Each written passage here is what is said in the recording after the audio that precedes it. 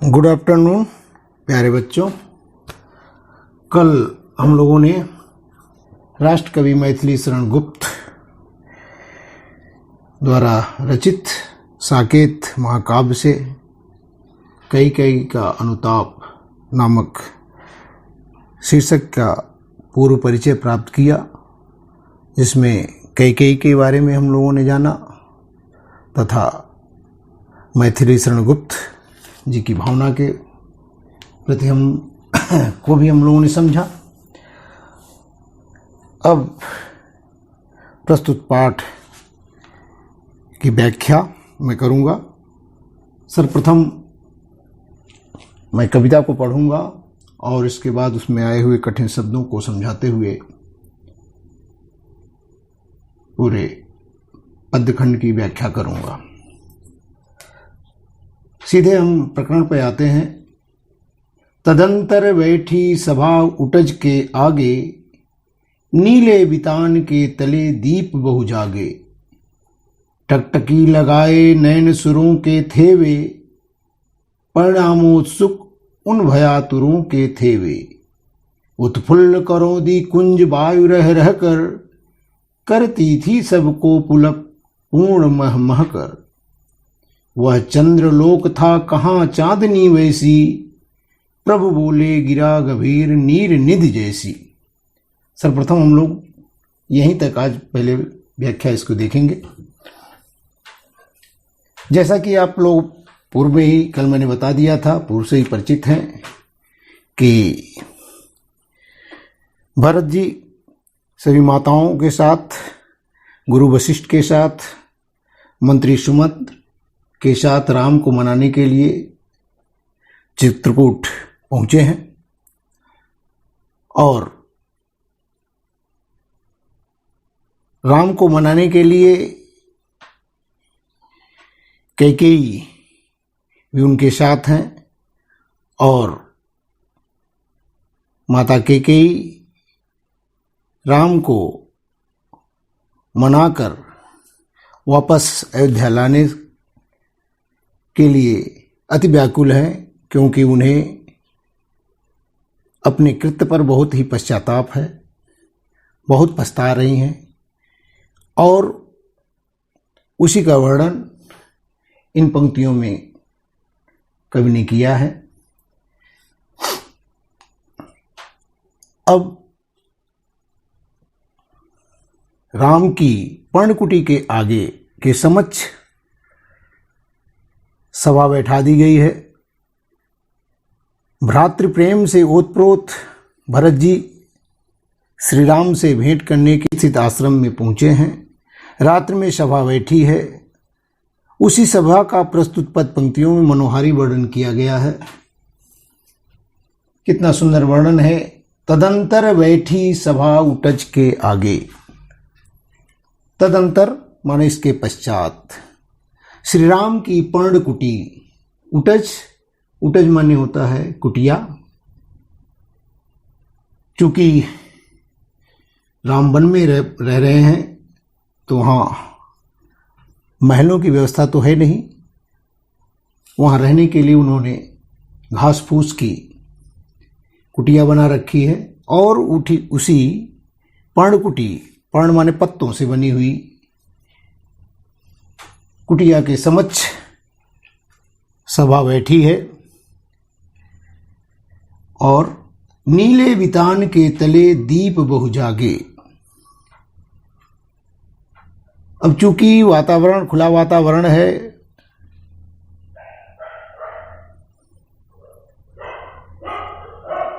चित्रकूट में पर्णकुटी के समक्ष चूंकि वहाँ खुला वातावरण होने के कारण सभी लोग खुले आसमान के नीचे बैठे हैं। नीले बितान, बितान माने होता है तंबू, चदोवा।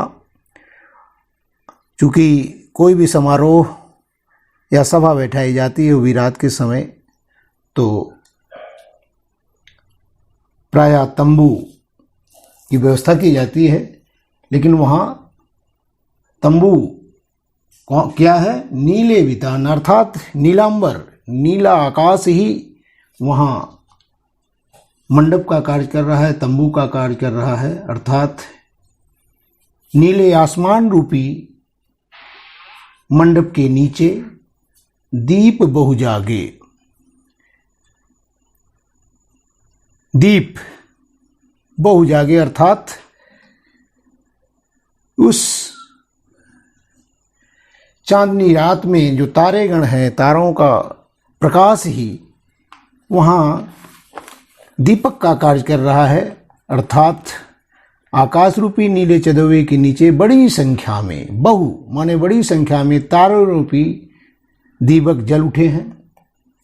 अर्थात वहाँ प्रकाश, जैसा कि आप लोग जानते हैं कि कोई समारोह में तंबू लगाया जाता है, प्रकाश की व्यवस्था की जाती है, लेकिन यहाँ पर नीला आकाश ही तंबू का कार्य कर रहा है और तारे दीपक का कार्य कर रहे हैं, प्रकाश फैला रहे हैं। तो तारे रूपी दीपक जल उठे। टकटकी लगाए नयन सुरों के थेवे, परिणामों सुख उन भयातुरों के थेवे। सभी देवतागण भी, सुर माने देवतागण, टकटकी लगाए। टकटकी माने होता अपलक, बिना पलक झपकाए, एक टक। सभी देवतागण भी आसमान में आ विराजे और वे अपलक दृष्टि से सभा की ओर देख रहे हैं।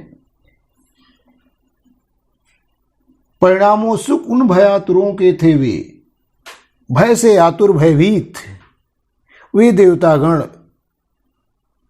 इस सभा में लिए जाने वाले निर्णय से, सभा में लिए जाने वाले निर्णय, उसके परिणाम को जानने के लिए वे बहुत ही व्याकुल थे, उत्सुक थे। क्यों? सभी देवतागण परिणामों को लेकर इतने व्याकुल और भयभीत क्यों थे? कि उन्हें भय था, उन्हें आशंका थी, उन्हें भय था कि कहीं ऐसा न हो कि राम भरत जी के मनाने के अनुसार, अर्थात भरत जी की निवेदन पर, भरत जी की निवेदन पर कहीं ऐसा न हो कि वन को छोड़कर वे अयोध्या वापस न लौट जाएं। इसलिए वे सभी भयभीत थे, क्योंकि राम यदि वन से वापस चले जाते हैं, अयोध्या चले जाते हैं, तो जिस कारण राम का जन्म हुआ, अर्थात राक्षसों एवं रावण आदि, खर, दूषण, रावण आदि राक्षसों का वध कैसे होगा और वे इन राक्षसों से देवतागण कैसे भयमुक्त हो सकेंगे? इसलिए वे भयभीत थे। उन्हें भय था कि कहीं भरत जी के आगमन को अन्यथा समझकर श्री राम कोई ऐसा निर्णय न ले लें कि वे वापस अयोध्या को चले जाएं। इसलिए वे देवतागण भयभीत होकर के परिणाम, इस सभा में लिए जाने वाले निर्णय के लिए को जानने के लिए बड़े ही उत्सुक थे।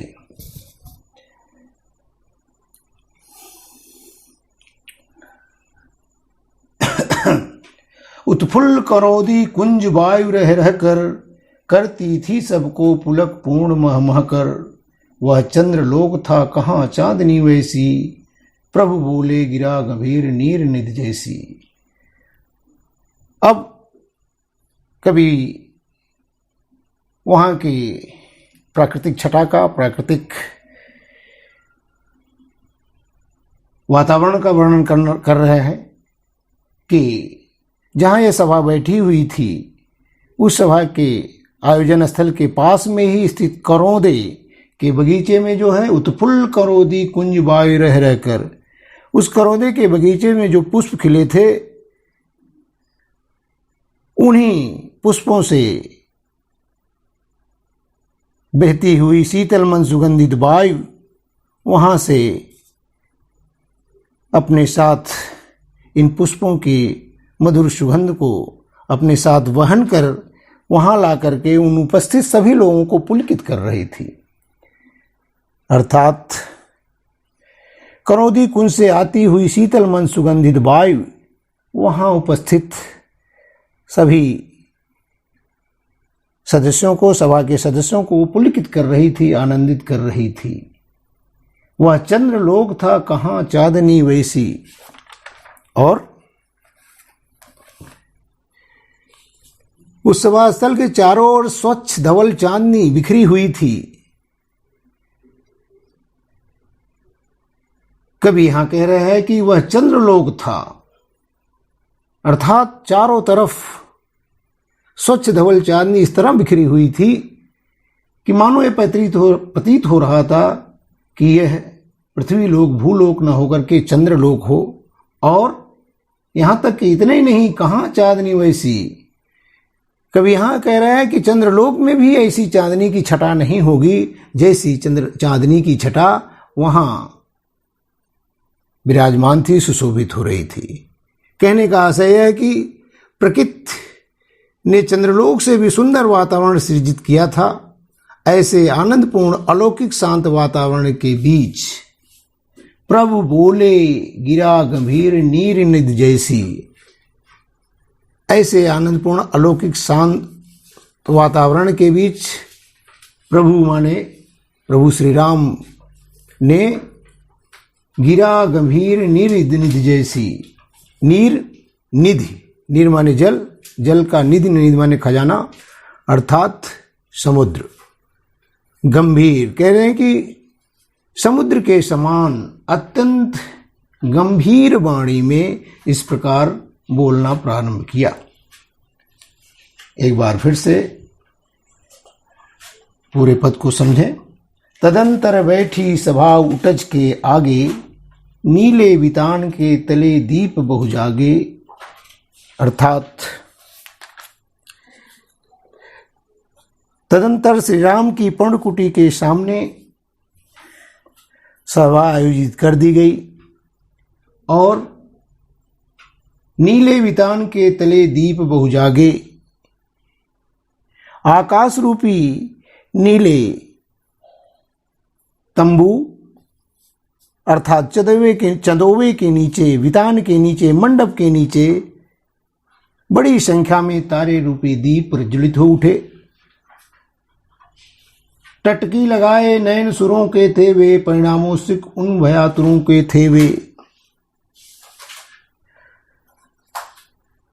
सभी देवतागण भी आसमान में आ विराजे और वे एक टक अपलक दृष्टि से सभा की ओर देख रहे थे। देवगणों को क्योंकि भरत जी भी प्रिय थे और श्री राम भी, अतः सभी देवतागण सभा में लिए जाने वाले परिणाम के प्रति व्याकुल और भयभीत थे। उन्हें भय था कहीं प्रभु श्री राम भरत के भावुक बातों में आकर कहीं ऐसा कोई निर्णय न ले लें कि वे अयोध्या वापस चले जाएं और जिस महान उद्देश्य के लिए प्रभु श्री राम ने अवतार लिया है वह असफल हो जाए। अर्थात पृथ्वी राक्षसों से विहीन होने के लिए उन्होंने अवतार लिया था, तो राक्षसों का वध कैसे होगा यदि वे अयोध्या वापस चले जाते हैं। इसीलिए देवतागण इस सभा में लिए जाने वाले परिणाम के प्रति उत्सुक एवं भयभीत थे। उत्फुल्ल करौदी कुंज वायु रह रह कर करती थी सबको पुलक पूर्ण मह मह कर। पास में स्थित करौदी के बगीचे से शीतल मन सुगंधित वायु वहां उपस्थित सभी लोगों को पुलकित कर रही थी। अर्थात उस करौदी के बगीचे से प्रवाहित होती हुई बहती हुई शीतल मन सुगंधित वायु वहां के उपस्थित सभी सभा के सदस्यों को आनंदित कर रही थी, पुलकित कर रही थी, प्रसन्न कर रही थी। वह चंद्रलोक था कहाँ चांदनी वैसी। उस सभा स्थल पर चारों ओर स्वच्छ धवल चांदनी इस प्रकार बिखरी हुई थी, मानो ऐसा लग रहा था कि चंद्रलोक ही पृथ्वी पर उतर आया हो। और इतनी सुंदर चांदनी वहां छिटकती है, सुंदर चांदनी बिखरी हुई है कि लगता है ऐसा कि चंद्रलोक में भी ऐसी चांदनी नहीं होगी। अर्थात इतना सुंदर, चंद्रलोक से भी सुंदर वातावरण वहां सृजित था। ऐसे प्रभु बोले गिरा गंभीर नीर निधि जैसे, ऐसे आनंदपूर्ण शांत निस्तब्ध नीरव वातावरण में प्रभु श्री राम सागर के समान, समुद्र के समान गंभीर वाणी में इस प्रकार उन्होंने बोलना प्रारंभ किया। इस प्रकार बोलना प्रारंभ किया, इस प्रकार कहने लगे। अगला पद, हे भरत भद्र अब कहो अभीप्सित अपना, सब सजग हो गए भंग हुआ ज्यों सपना। हे आर्ज रहा क्या भरत अभीप्सित अब भी, मिल गया कंटक राज उसे जब तब भी। पाया तुमने तरुतले अरण बसेरा, रह गया अभीप्सित शेष तदब क्या मेरा। तन तड़प तड़प कर तप्त तात ने त्यागा, क्या रहा अभीप्सित और तथापि अभागा। इन दूसरे पद में भ्रातृ प्रेम से उत्प्रोत प्रभु श्री राम के इस प्रकार पूछे जाने पर वे भरत जी से उनके आगमन का कारण पूछते हैं। उनका अभीप्सित उन्हीं मन की मनोकामना, उनके वहाँ आने का क्या कारण है। जैसे ही उनका कारण पूछते हैं, भरत अपने आने का अभीप्सित अपने हृदय की भावनाओं को निम्नलिखित पंक्तियों में व्यक्त कर रहे हैं। हे भरत भद्र अब कहो अभीप्सित अपना, सब सजग हो गए भंग हुआ हो जो सपना। भरत भद्र माने शिष्ट, भद्र माने होता है शिष्ट, शिष्ट स्वभाव वाले, उत्तम स्वभाव वाले। अभीप्सित माने अभीष्ट, मनोकामना। सजग माने सतर्क हो जाना। भंग हुआ जो सपना, भंग माने होता है टूट जाना, बिखर जाना। अकंटक माने बाधा रहित, निष्कंटक, बिना किसी अवरोध के। तरुतले, तरु माने होता है वृक्ष, पेड़ों के नीचे। अरण्य बसेरा, अरण्य माने वन, वन में निवास माने वनवास। तन माने शरीर, तप्त माने अत्यंत दुखी, अभागा माने भाग्यहीन। हे भरत भद्र अब कहो अभीप्सित अपना, सब सजग हो गए भंग हुआ ज्यों सपना। पूरी सभा शांतिपूर्वक बैठी है। अचानक प्रभु श्री राम भरत जी से उनके आगमन का कारण पूछते हैं। जैसे ही प्रभु श्री राम बोलते हैं, अचानक सभी वहां के बैठे हुए सभी सभा के सभी सदस्य एकदम सतर्क हो जाते हैं, सजग हो जाते हैं। इस प्रकार से जैसे मानो कि कोई व्यक्ति सपना देख रहा हो और सपना उसका अचानक टूट जाता है। अर्थात जैसे ही वातावरण में हलचल होती है, कोई आवाज होती है, तो व्यक्ति का की नींद टूट जाती है, वह स्वप्न उसका टूट जाता है और वह जग जाता है। तो हे शिष्ट स्वभाव वाले भरत, हे शिष्ट स्वभाव वाले, उत्तम स्वभाव वाले भाई भरत, अपनी मनोकामना बताओ, अपनी मनोकामना को व्यक्त करो। सब सजग हो गए भंग हुआ जो सपना। राम के इस प्रश्न को सुनकर वहां उपस्थित समस्त समुदाय, समस्त सदस्य एकदम सतर्क हो गए, सजग हो गए। भंग हुआ जो सपना। जैसे स्वप्न देखते देखते लोग जाग उठते हैं, वैसे ही वहाँ शांत वातावरण में जैसे ही राम की वाणी से यह प्रश्न पूछा जाता है कि हे शिष्य स्वभाव वाले भरत, अपनी मनोकामना को व्यक्त करो, आपके यहाँ आगमन का क्या कारण है। जैसे ही राम पूछते हैं, सभी लोग वहां पर बैठे हुए समस्त समुदाय एकदम सजग हो जाता है, सतर्क हो जाते हैं। हे आर्ज, रहा क्या अभीप्सित भरत, अभीप्सित अब भी मिल गया कंटक राज उसे जब तब भी। श्री राम के प्रश्न को सुनकर भरत अत्यंत दुखपूर्ण हृदय से अत्यंत दुखी होते हुए कहते हैं कि हे श्रेष्ठ राम,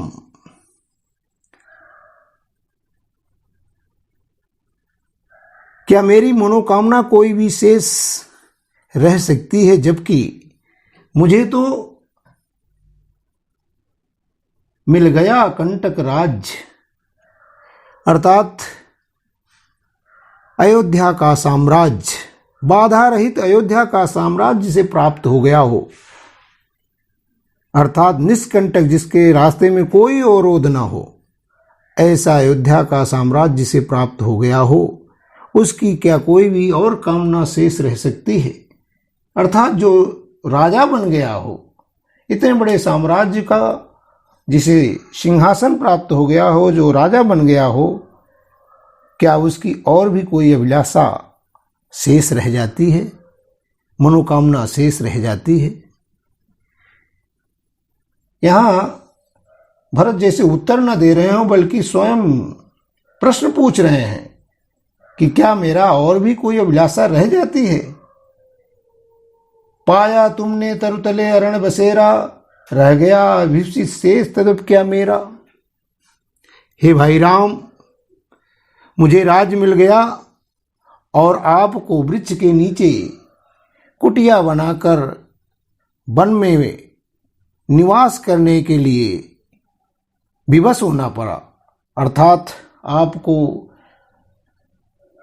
वन में निवास होने के लिए विवश होना पड़ा। ऐसे में भी क्या मेरी कोई अभिलाषा और मनोकामना शेष रह जाती है। रह गया अभिप्सित शेष तदप क्या मेरा, अर्थात एक तरफ तो मुझे अयोध्या का राज्य प्राप्त हो गया, निष्कंटक राज्य, और जो थोड़ी भी बहुत बाधा होती वह आप स्वयं, अर्थात हे राम, आप स्वयं वन में भी निवास करने के लिए विवश हो गए, अर्थात आपको वन में निवास करना पड़ रहा है। ऐसी स्थिति में भी क्या मेरी मनोकामना कोई शेष रह जाती है। तनु तड़प तड़प कर तप्त तात ने त्यागा, क्या रहा अभीप्सित और तथापि अभागा। भरत ने पुनः कहा कि हे भाई, मुझे इतनी आत्मग्लानि हो रही। भरत भावुकता के साथ कह रहे हैं, पिता ने तड़प तड़प कर अपना शरीर त्याग दिया, अर्थात आपके वियोग में, आपके आने के बाद आपसे बिछुड़कर पिता ने तड़प तड़प कर उन्होंने अपना शरीर का त्याग दिया, अर्थात उन्होंने मृत्यु का वरण किया। क्या फिर भी क्या रहा अभीप्सित और तथापि भागा, क्या फिर भी मेरी कोई अभागी मनोकामना शेष रह गई है। आज यहीं तक हम लोग पढ़ेंगे इन दोनों पदों को, और इन पर आए हुए प्रश्न, दोनों पदों पर 5-5 प्रश्न मैंने बनाए हैं। उन प्रश्नों को मैं आपको दे रहा हूं और उसे आप लोग उसका उत्तर लिख करके मुझे आप लोग भेजेंगे। साथ ही आप सभी लोगों से अनुरोध है यदि आपको यह पाठ, ये दोनों पद अच्छी तरह से समझ में आए हों तो मेरे इस चैनल को आप लोग लाइक करें, शेयर करें, साथ ही साथ अपना संक्षिप्त कमेंट भी भेज सकते हैं। यदि कोई जिज्ञासा हो, कोई चीज पूछना चाहते हो